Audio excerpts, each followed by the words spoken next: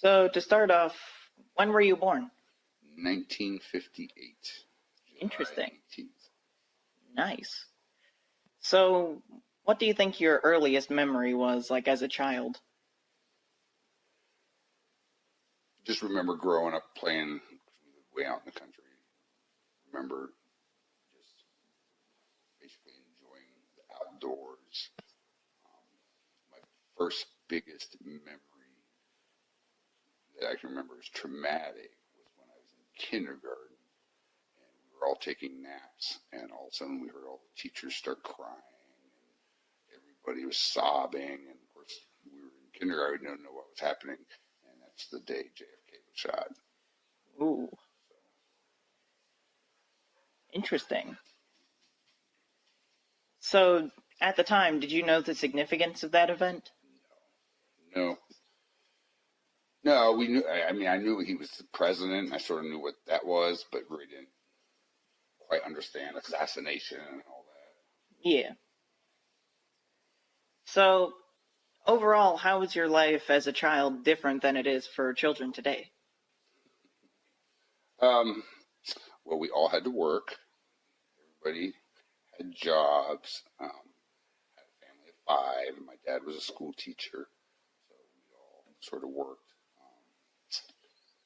We didn't have phones, so we all spent time laughing at the table, and we all had supper together, and would be asked about our days, and everything was sorted together. It was all family time, camping trips, and now it just seems everybody's too busy with phones to talk.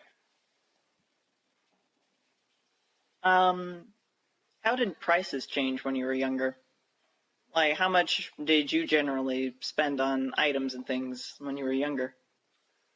Things were, I would say, pretty cheap.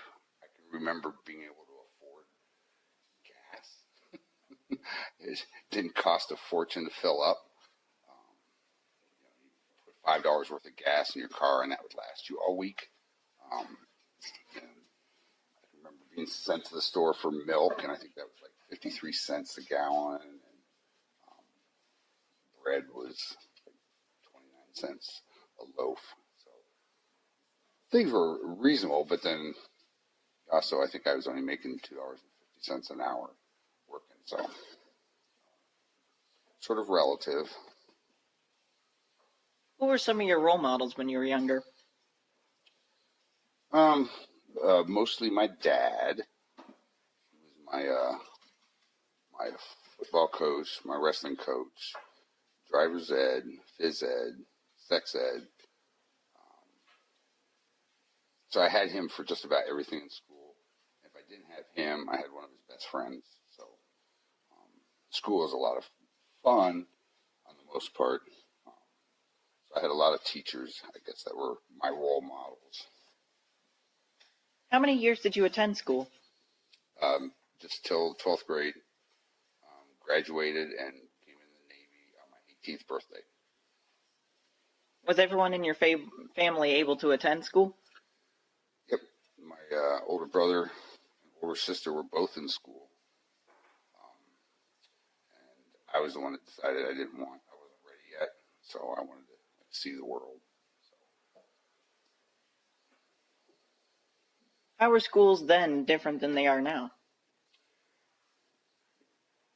well, number one, I don't think they were as expensive. Schools have gotten very, very expensive. Education was just a little bit different.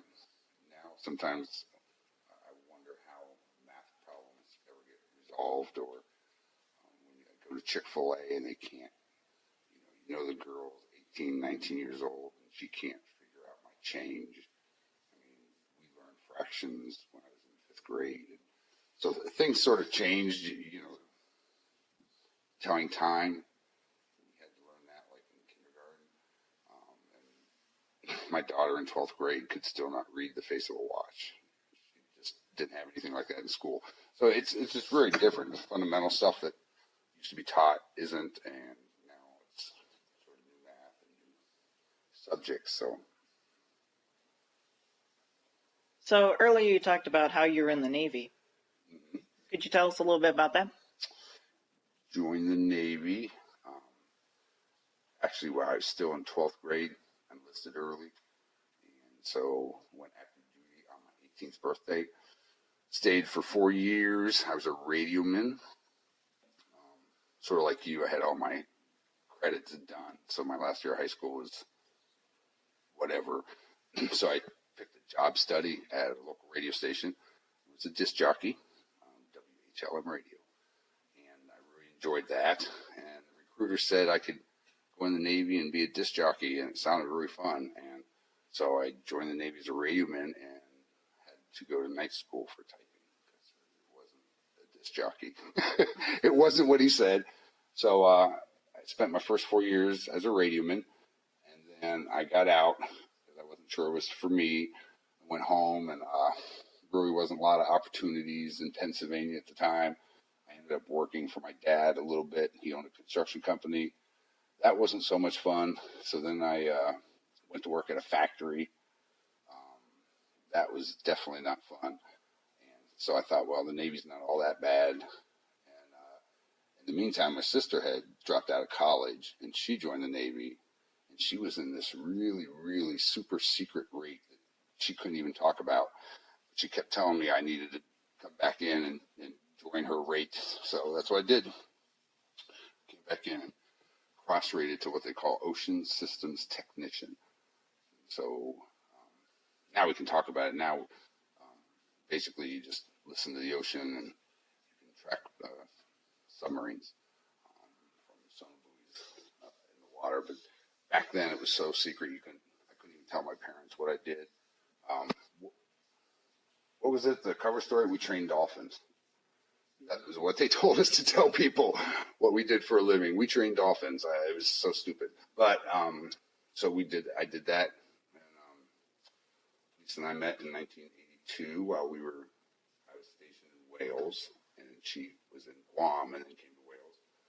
We got married and spent the rest of our Navy careers bouncing between Wales and Virginia Beach, and Wales and Virginia Beach, and then Wales. And then she came to Sanford, and I went back to Virginia Beach. Interesting. Hmm.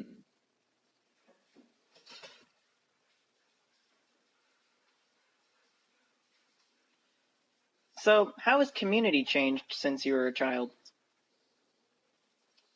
Um, Community used to be so tight with your neighbors. You used to do everything with neighbors. Block parties. My neighbors were my best friends. It was just more sort of a more open door. Your neighbors would just knock and walk right in, and so there's a bigger community structure kind of thing. Now, we've been here 12 years and we don't know all our neighbors. So it's just a total different kind of atmosphere now. It used to be fun. Yeah. What would you say society's greatest challenge has been since you were growing up? I would say probably technology.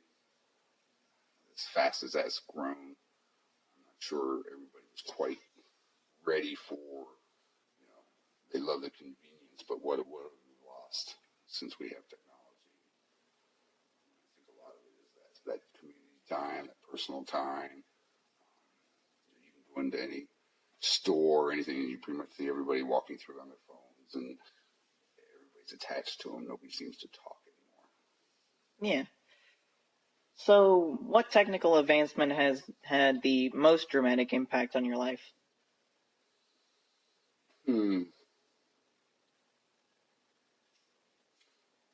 would say probably this cell phone and computer, laptops. It made it so easy. How has recreation or what people do for fun changed? I mean, people used to just have fun in their own backyards. Yeah. Wet slides, and because going on vacation was expensive, and now it just seems vacations got really, really expensive. It costs as much as college education to go somewhere with your family. price at Disney and thousands of dollars. And back in my day, it might have been like $5 to get in, kind of thing. And it's just gotten very, very expensive. So people seem to stay home more, but they really don't have that sense of community. You don't do stuff all summer long with your neighbors like you used to do. How has music changed over the years? I mean, music's basically just, it seems to keep pace with society. You have new sounds and things that generations like, but you still have people that produce the rock that I grew up on. And, you still have bands that sort of do that, but then you have like new wave and rap and different cultures, different music.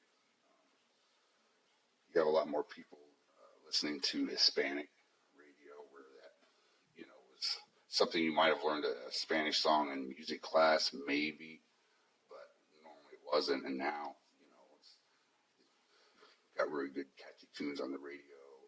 So it changes with society and music. That's a wonderful thing about music; it's always changing. But there's still groups out there that play the '80s.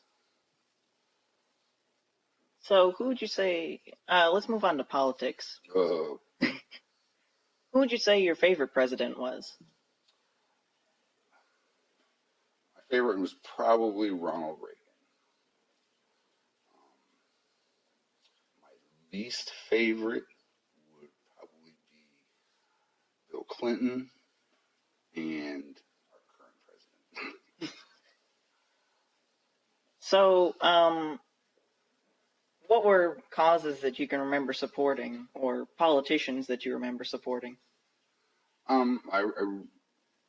like the presidents that wanted to sort of return America to Americans, and sort of reinvest in America. I didn't like the really wild ideas, or I'm not a liberal, so some of the real modern ideas that they have, like when they banned prayer in school, that kind of stuff, that actually broke my heart, because the nation was sort of founded on God. We still talk about it, it's still in everything, and to sort of remove that out of so many equations, that was a part of politics that I didn't like. So really, depending on the politician, I did tend to lean to more Christian kind of politicians.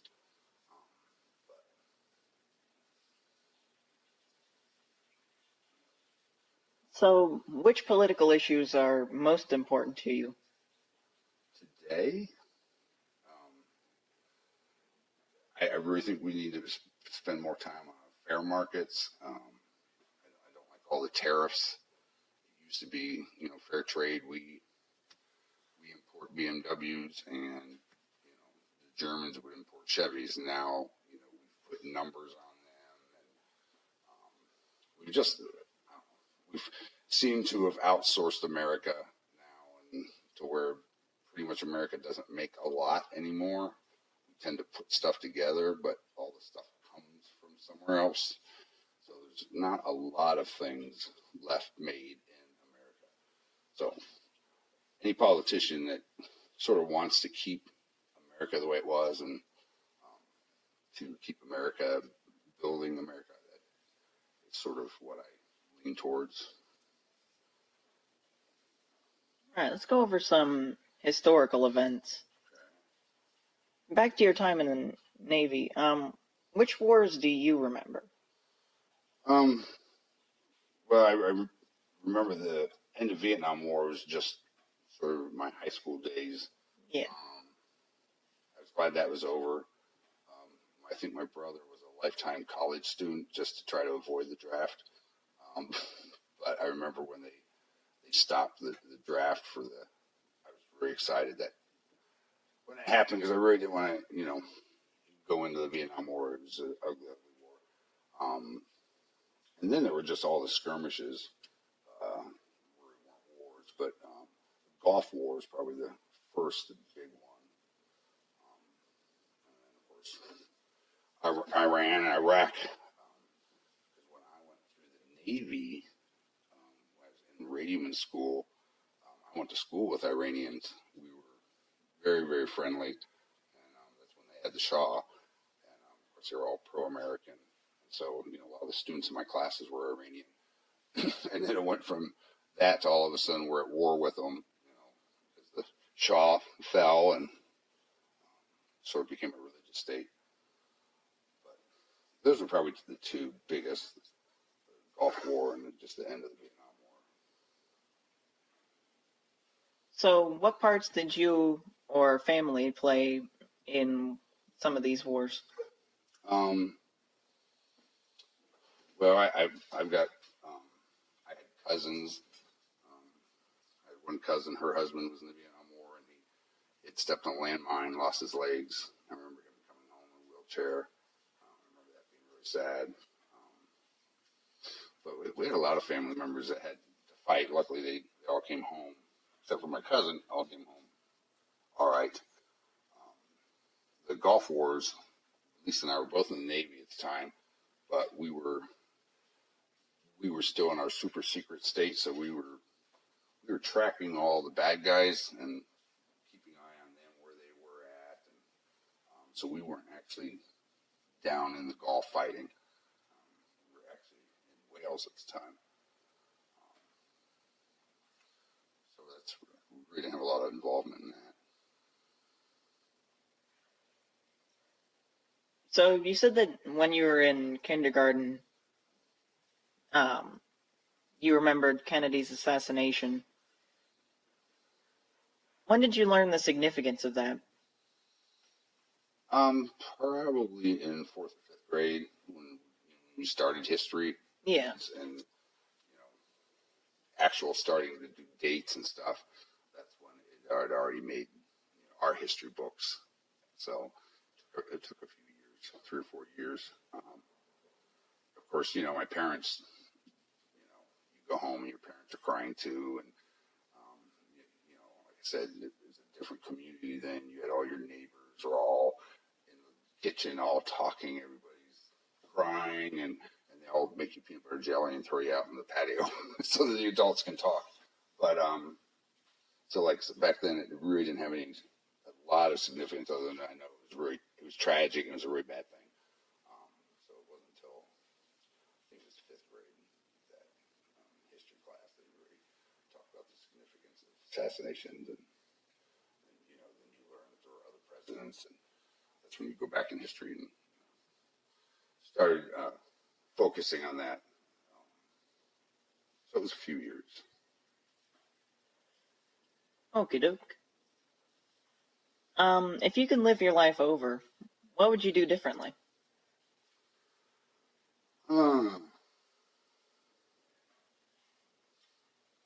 Probably not a lot. I'm very happy with my life.